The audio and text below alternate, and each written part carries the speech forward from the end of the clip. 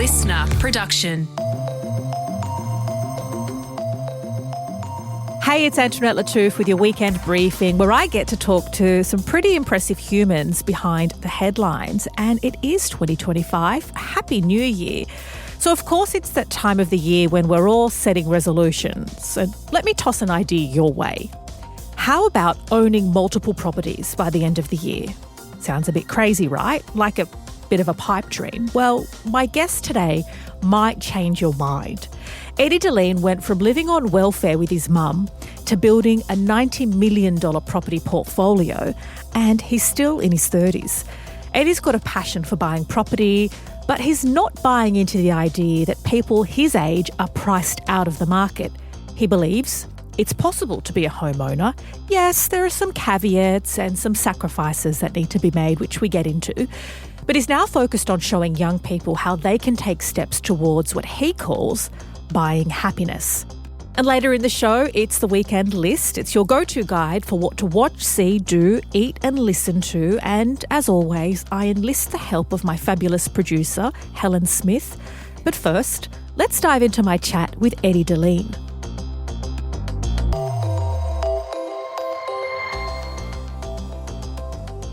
Eddie Dilleen, welcome to the weekend briefing. Thank you so much. Thank you for having me. Important question, and I always like to ask the most important question up first. Do you order smashed avocado and crumbed feta on toast at fancy cafes? Or is not ordering them the key to your real estate portfolio?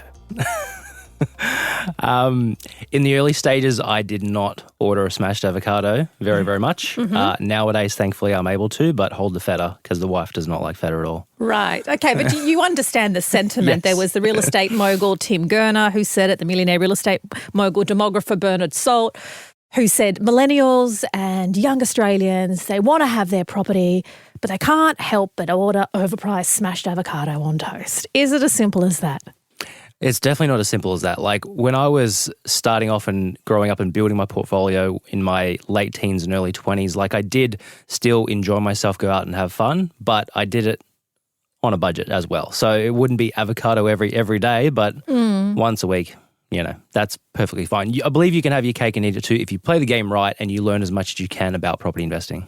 We're going to learn a bit more about property investing, but I want to learn about you first because you went from living in housing commission and you describe yourself as being quite broke to having over $90 million worth of property by the age of 32. You've said you were basically in poverty, and I want to know what that means and what that looked like exactly. Yeah, so I grew up in a suburb called Mount Druitt, and within that area lived in an actual suburb called Wilmot. And that Wilmot has actually been on the news for over a decade as being notorious one of the worst places to live in Sydney. It's one of the most disadvantaged in Western Sydney, or in Sydney as a whole, yes. Yes. So, like, obviously I grew up with a single mother on a pension, so she was older. My mum was a late in life surprise is what they like to say. And she was on the pension. No one in my family owned a property at all. No one invested in a property. It wasn't even the thing that people talk about. And the street that we lived in, like every other house was getting literally lit on fire because when a house would go vacant or someone would move out of housing commission, it was like the locals would literally burn down the house. So it was like a scene out of like a war movie and like even walking out to the letterbox, everyone, like people would, I remember being told as a child, just be careful, there might be drug needles on the ground near the letterbox. So that was the kind of atmosphere I grew up from literally from when I was born to like late teens. And did you go without in terms of food and basic necessities? Yeah, like it was very, like mum's pension was only like probably $200 a week at the time, and we were left with nothing. Food was always a problem. I remember we would have to we lived in America for a couple of years and we were on like food stamps and all that kind of stuff. So it was just it was a very tough time, and it was just like, to me, you look back and I was like, that was like a essence of trauma going through that kind of experience. And even going to the school that I went to, like it was a very underprivileged kind of lower socioeconomic kind of area that I lived in. It was just like, I didn't know any better back then. But it was that kind of pain, I believe, and, you know, being overwhelmed and feeling very hopeless during that time, which kind of, I believe, lit a fire in my stomach to be like, in the future, I don't want to live here, like in this kind of situation anymore. I cannot like be in this kind of area forever. I cannot be around this type of, issues and bad type of environment. So I was like, and this is when I'm figuring this out when I was, 14, 15 years old. I'm like, all right, so if I work my ass off for X amount of time, then by the time I'm 25 or 35 or whatever it may be, if I do things right and do the complete opposite to what everyone else is doing around me, and the complete opposite was actually getting a job, actually trying to learn and trying to figure out how successful people actually get ahead. And obviously that's where I was like, oh, successful people that have more wealth and actually don't live in this rough area that I live in, and they live in the big nice houses, they invest in property. And then a light bulb went off and I was like, oh, I better learn about property. So you say you had that feeling that you knew you wanted to break that cycle. It was about 14 or 15 years of age. How many years until you purchased that first property? I got my first job when I was 14 years old, and I was working at McDonalds and KFC, etc. while I was going to school. Saved up about $20,000 over the course of 2 years. So per week it was like $200. It wasn't much that I was putting away, but it was a lot to me back then.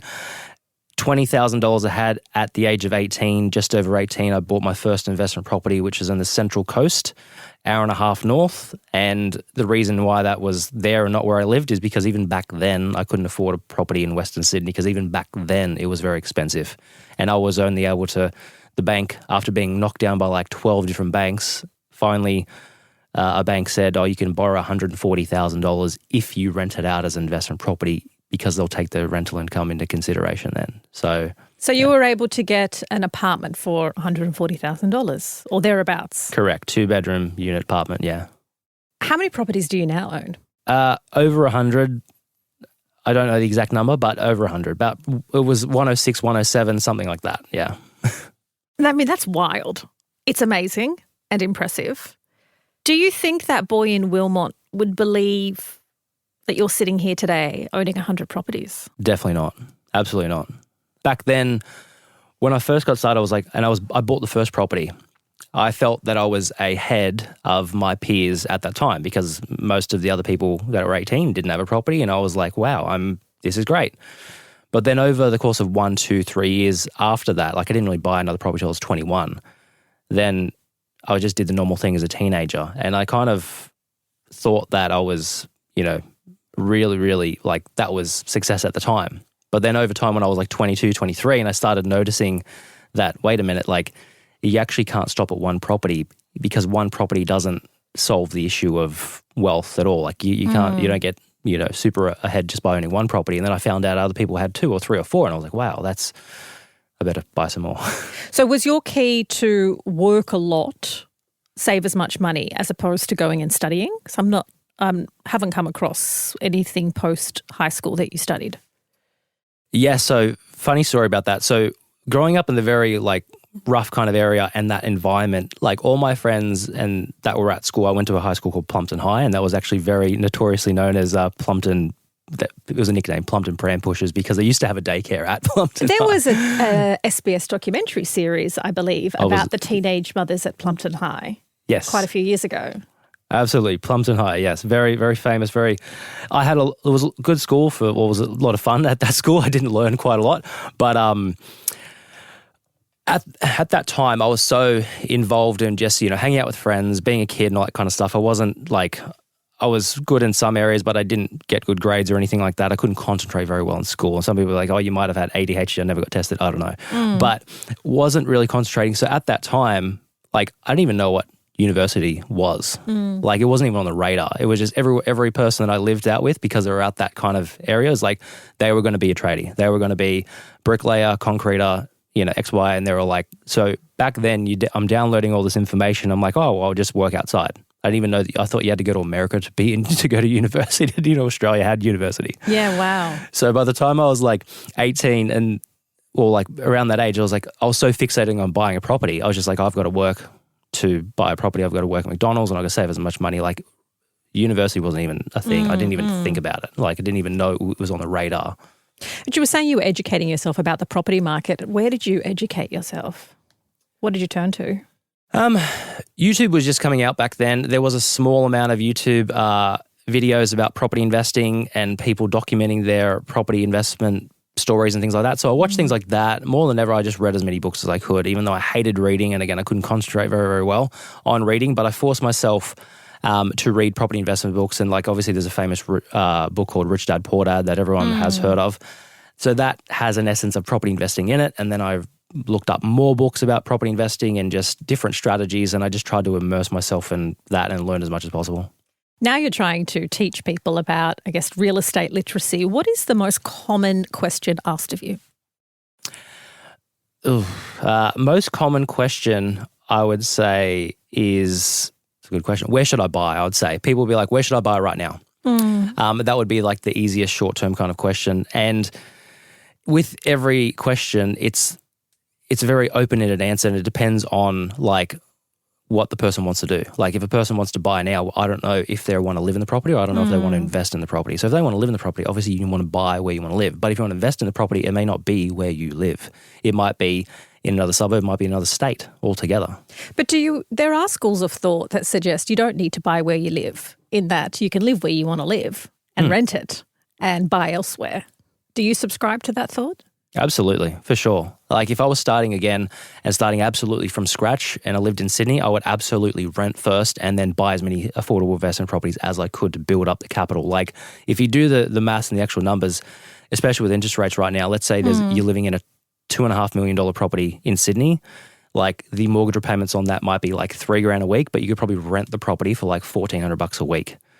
So you're $2,000 a week better off. And that's not for everybody. Like if you have a lot of property and then over time you build up a lot of equity and you become super, wealthy or whatever, then you can buy a place to live because it doesn't matter. But if you're a person out there and you're starting off and you're 20 or 30 or 40 and you're just trying to get in the property market, you don't have any assets, then it's better to, rent first majority of time, and then that amount of that 1,000 or 2,000 that you would have saved, that could be going into investing in a property, which will make way more money over time, and you'll get tax deductions. A lot of people that I know who are struggling to get into the property market are currently renting, and rents are quite expensive, particularly in Sydney and Melbourne, but also places like Canberra.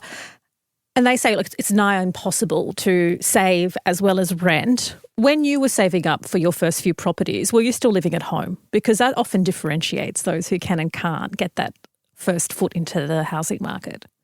Yeah, so when I first started saving, I was 16, so I definitely was living at home. So 16 to 18, I was living at home. After that, I did move out, but I still had to obviously save and pay rent and everything like that. But the first one was living at home for sure. There are a lot of articles, particularly by Gen Z and millennials, or lots of conversations on social media about how the circumstances are almost impossible for them to get into the housing market unless you have intergenerational wealth, or unless you can stay living with your family until you're 30 and saving up. Do you think it's that hard? I believe it's hard, but I believe that you have to have the right attitude towards it. Like if a person says, oh, it's too hard, it's nearly impossible, and then that spreads to thousands and thousands of other people, then that's like the standard sentiment that everyone's going to, believe. But if you have that kind of attitude, then you never really get anywhere in life. So I believe, yes, it's hard, but it's always been hard. Like there's documents and videos from like 1990, 1987, even before I was born, about how expensive Sydney was even back then. So you can do it, but you've got to sacrifice. Like I know people personally that they haven't bought a property, as an example, for 15 years. We were very close friends, etc. then, but they still haven't bought a property. But like that's because they wanted to, at that time, rent a place, which was, as an example, like $800. And when it was just a single person, where they could have rented a unit for like $400, but they wanted the status of owner, having a bigger house, and that kind of, material kind of mindset of, they want people to perceive them. Whereas like back when I was starting out, I didn't wear designer clothes, didn't do that. Like you have to sacrifice massively. So you can't be showing off and like pretending to be rich when you're not rich and buying all that kind of stuff. Look, I understand a positive attitude goes a long way, and that some people spend more than they probably can, or they have lifestyles that suggest they earn more money. But it is also difficult to ignore that housing affordability in Australia has reached an all-time low. And the vast majority of medium income households are now almost excluded from the property market in terms of affordability. That, coupled with interest rates, do you accept that this is, irrespective of how frugal you are, that it's harder than ever now to buy property? I can see by your face you don't. I can see you're like, not really. You're like, yeah, playing devil's advocate, I don't believe it's harder than ever. I believe it is. Why not? Why is it not harder than ever? Because, like, as an example, when I started off buying my first investment property, like at that time, the banks were only allowed to do a 10% deposit. Now the banks were allowed to do a 5% deposit. Interest rates were roughly the same as they were when I started. They're about 7%, and now they're about 6.5%, 7%. But you can get in, like, if you learn the system about financial banking and, you know, how to get loans and all the stuff they don't teach you in school. So the system is designed to, like, you know, for it to be hard, unfortunately. So, but if you try to play the game, as an example, let's say someone only has $20,000. Mm-hmm. I had $20K back then, and let's say I've got $20K right now. If I was going to buy an investment property and I lived in Sydney, I wouldn't buy in Sydney because obviously it's the rental return and it's overpriced, et cetera, et cetera. But you can buy an affordable state like as Perth or Melbourne. Melbourne has actually been a really bad place to invest the last 2 years. It's actually gone down. There's, issues with government. Could you get a 2-bedroom apartment for $140,000 anywhere in Australia? You can, but I would still, so Melbourne as an example, right? Yeah. Melbourne, you can get, like, we've bought properties there recently. I bought properties there for like $300K recently. Mm-hmm. You can do a 5% deposit on $300K would be $15,000. If you're like, even stamp duty on top of that, you'd be in there for about $20K. So deposit-wise, you can still get into the same amount. Property-wise, $140,000, you can buy a property, but it would be more regional. It'd be like a 2-bedroom unit in like Cairns, as an example, which is still a property nonetheless. Like owning a property is owning a property.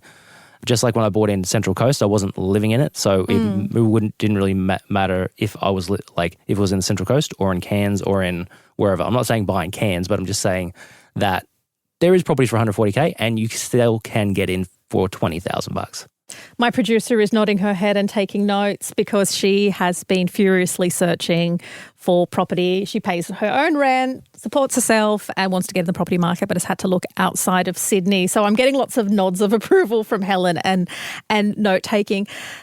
I'm keen to know how you're received by some of your friends or even peers in the real estate industry, because we do love a rags to riches story in Australia, but we also hate a tall poppy. Oh, yeah.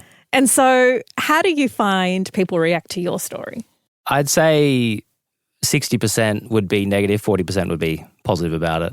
Negative, how so? A lot of people say, look, why should he be able to own so many properties? Like, that shouldn't be allowed.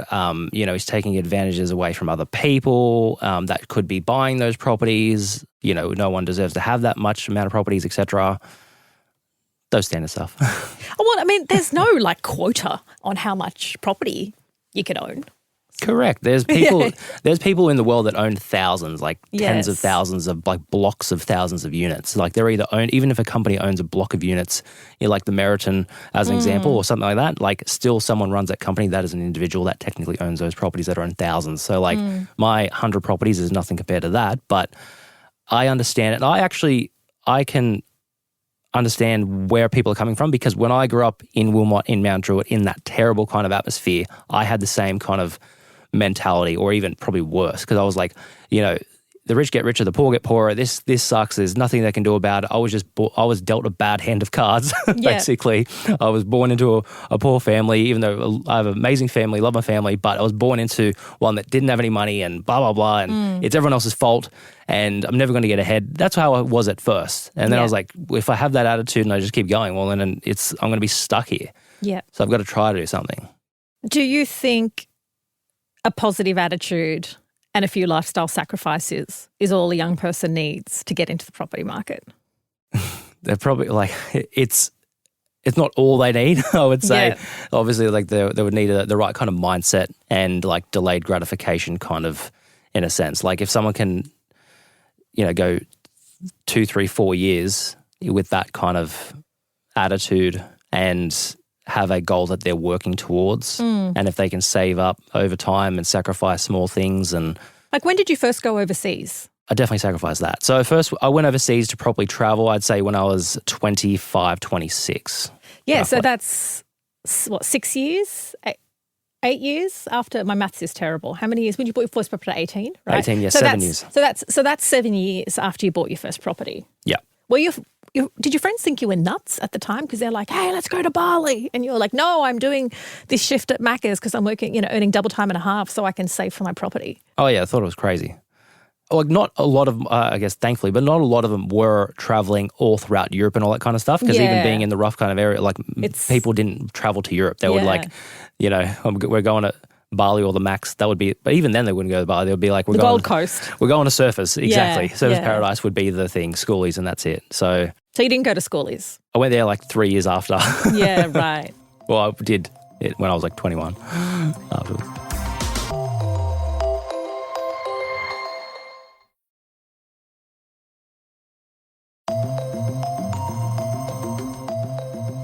You've written a book that is free to download for people to understand property. Why did you do that? I did it to, I guess, explain to people how I did it, give them I hope, inspiration that if there was another person like that was in a similar kind of atmosphere or really bad type of environment that I grew up, or underprivileged, etc., or growing up in poverty, didn't have any money, that they would be able to see that it is possible to get ahead. Obviously, it's free. People can download it for free. Like, it has all the tips, tricks, and strategies. It was my way of, giving back to, people that are even interested. Like, not everyone's going to be interested in it, but it's my way of documenting and giving something back to other property investors and spreading, I guess, some type of positivity out there about how you can get ahead despite where you were born into. One of the things you do point out is that you avoid auctions. Why is that?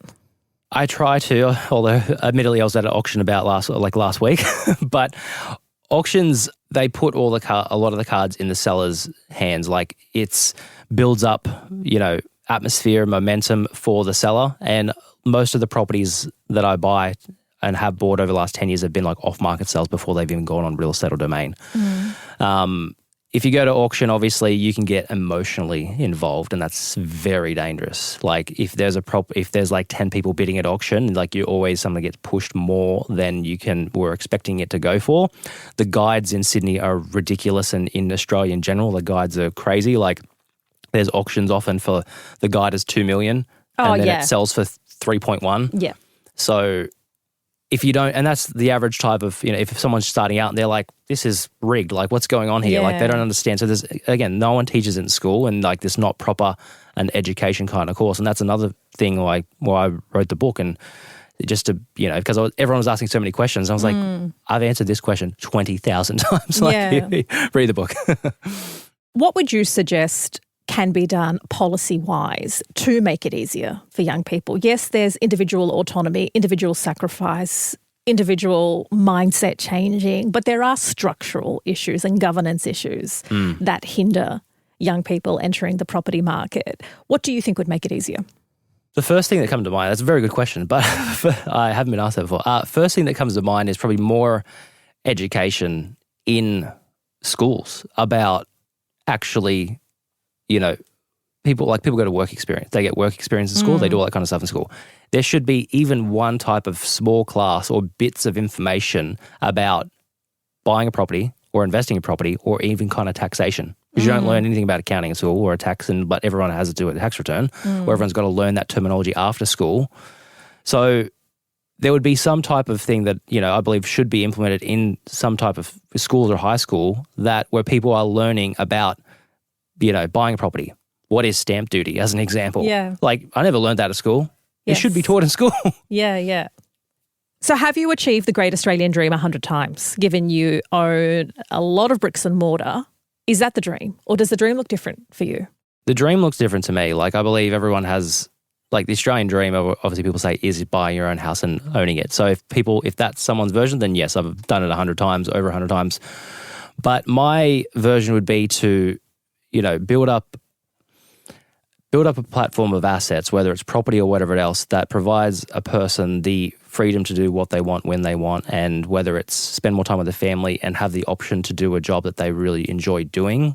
Because I remember being stuck at, McDonalds or KFC, and there's nothing wrong with those jobs, but I did not like it there, and I felt like, and there's 1,000 other jobs that I did over the years, which it was mind-numbing. It was terrible. Like, I just hated doing it. So the dream for me would be, and that I feel like I'm living at the moment, is because I am very passionate about property investing, and it's one of the things I've always, wanted to do, is doing what you want when you want, having the option. And to me, it's if I'm able to buy properties that can, grow in equity over time, that puts me in the position, then that's it. And where's Mum living at the moment? I bought Mum a house about 2 years ago, literally around the corner from us. So I got her out of housing commission, thankfully. And she doesn't live out really far out west. She lives around the corner from us. So you're 33, you've gotten that flexibility, you've achieved the great Australian dream in the traditional sense, and in your sense, you're still very young. What's next? I'd like to travel more, for one. I'd like to, I obviously didn't travel between the ages of 18 to 25. I'd like to travel more, but also I want to continue growing and building my portfolio and also helping others and spreading, writing more books, etc. like that, even if they're all given away for free. Like, it's not about, that anymore. It's about trying to continue to build my portfolio. And I believe, like, people always have, and I had the same dream years and years ago before I knew what I knew now, but it's like once you get to a certain stage, then you just do nothing and you lie on the beach and you move to wherever you want to move to and you just do nothing forever. That's actually boring. It is. Yeah. So I didn't figure that out until afterwards. So I was like, worked like crazy, worked my ass off for all this time, and I was like, all right, I'm going to quit now and I'm just going to move to the beach and not do anything and just, drink cocktails all day and just relax on the beach in the sun. But then after, doing that even on holidays, I'm like, you need something to keep your mind active. And that's just human nature. So anyone that thinks they're going to be able to just build something or do something or work really hard or be successful and then switch off, it does not happen, unfortunately, which is a good thing as well. Amazing. Well, I look forward to seeing what comes next for you. Awesome. Thank you so much for having me. Eddie Dilleen of Dilleen Property. And if you want to download that 200-page book for free, the book's called 30 Properties Before 30. You can download that for free on his website, dilleenproperty.com.au. It's your favourite time of the week. It's Weekend List with Helen Smith. It's where we give you a bunch of tips on what to watch, see, eat and do. Helen's always got some fabulous ideas. No pressure, Helen. What have you got? My first recommendation is something I watched over the break and it's called Carry On. Now, it's on Netflix and the name is kind of in reference to carry-on luggage. Yeah, that's the first thing I thought about. Yeah, because it's about a young security guard and it's played by Taron Egerton. Now, you might remember Taron from Elton John. He played Elton John in that movie. Amazing actor. So he plays the main guy. And he is sitting at the security guard, where the guys scan you. Yeah. You put your bags on the belt, you go through, you get through the security gate. So he is in charge of that, finds a mysterious little earpiece, gets a text on his phone to put it in his ear. It all goes from there. Oh. It is really suspenseful once that starts. I will say the movie starts a bit slow. Okay. But once he gets that little earpiece in, I'm not going to spoil it, but damn, it's stressful. Okay. Pretty much the whole movie, he has to let a bit of luggage go through, right? Otherwise, people will die, bad things will happen. Right. And it also stars Jason Bateman. Oh, I love Jason Bateman. Yes, he's really good in this.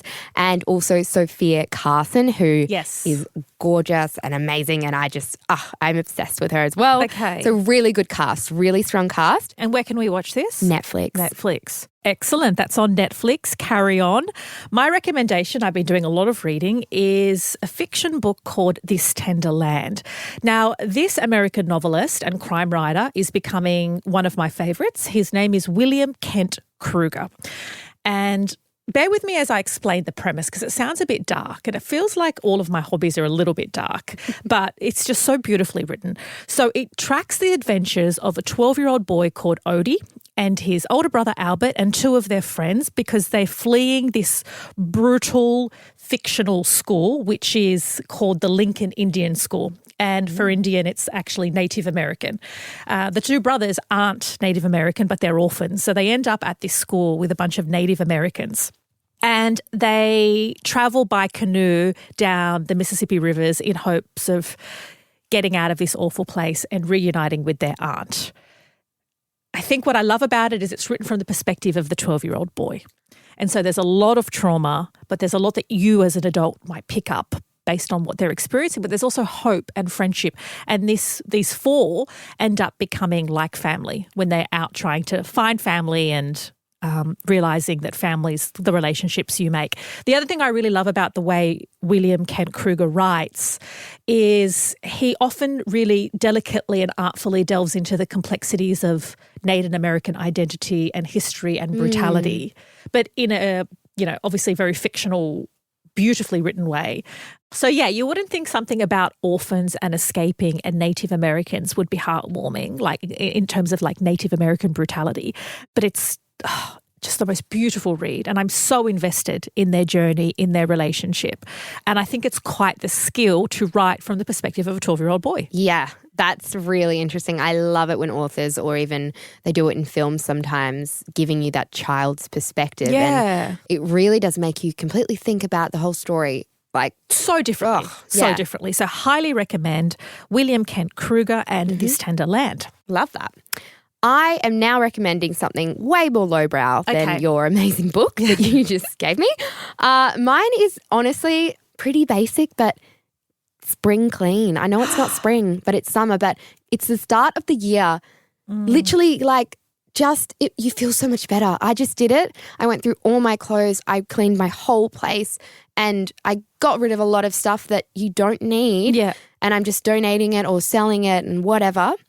And it's just the best thing you can do, I think, to make your space your own and make your mindset reflect your space. I think it's so important to do at the start of the year, especially when we all have these new year, new me goals and all that kind of thing. But if you actually set yourself up for success and you set your environment up and to reflect how you want to go this year, I think it's a great thing to do, and I do it every year. And I love it. So, question for you, because I find when it comes to spring cleaning, this is the most neglected part or drawer. Your plastic container or Tupperware drawer. Did you clean that or cupboard? Look, she's pretty spare, actually. Okay, bit spare. Not much going on. Mine is not much going on. Mine's pretty dire. Okay. Like, I probably need to buy more for that one. But my bottom drawer, you know how you just had that weird bottom drawer? A mess. She's a mess. Oh, she's a mess. We don't know what's going on down there. Okay. Yeah. I got to do that. Look, I did my clothes. I thought that was great. I'm proud of you. I'm proud of you. Thank you. This is also pretty lowbrow, but incredibly calming and rewarding. I'm loving adult colouring books. You recommend this every couple months, Antoinette. Did I really? No, yes. I've got a different thing. It's not just the colouring book. You love adult colouring books. No, but this is a bit different this time. Okay, tell me. It's sharpening pencils. What? Just sitting there, I just sharpen so many pencils. I don't know what it is about. It's so rewarding. It's probably a soothing, And I do it if I go to a restaurant and I say, can I have your bucket of pencils and that? And my kids. You're going with your kids, aren't you? Yes, but they don't want the pencils. I just want the bucket so I can sharpen the pencils. Oh, Ed. Because the pencil bucket. I don't know what this says about you. The pencil bucket at any cafe or restaurant is always incredibly neglected. And so I am happy. Actually, it is. It's awful, right? It is quite awful. Yeah, there's maybe like a spare fork in there or whatever. And so I've gone past just the adult colouring books is just a way to get into sharpening the Really? pencils. This is what you've been trying to get the whole time. You don't give a shit about the colouring I books. don't mind the colouring books, but I realise I spend more time sharpening pencils. Oh There's my something God. incredibly soothing and mindful about sharpening pencils. And not many other people want to do it. But then I feel pencils are a dying breed. Who even uses them anymore? I mean, I do. I like to write in pencil, like lead pencil in my diary. Well, I am a dying breed there, Helen. Okay. So I've got this really complex book about orphans. Yeah, and then sharpening pencils. And then sharpening pencils. All right. That is my... If I come across a pencil, I'll try. You can just ask for... when you go to a restaurant, just ask for the pencil box. I don't have kids, but it's okay.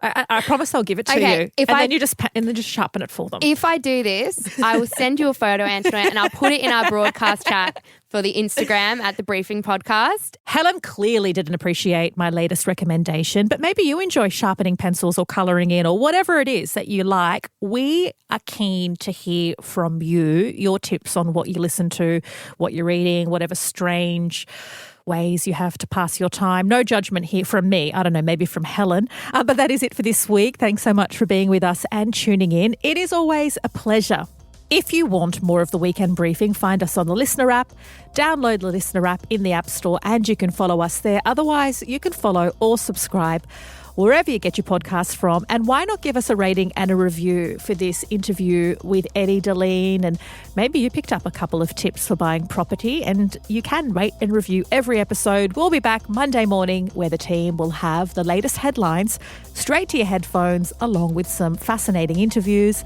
Stay safe, everyone.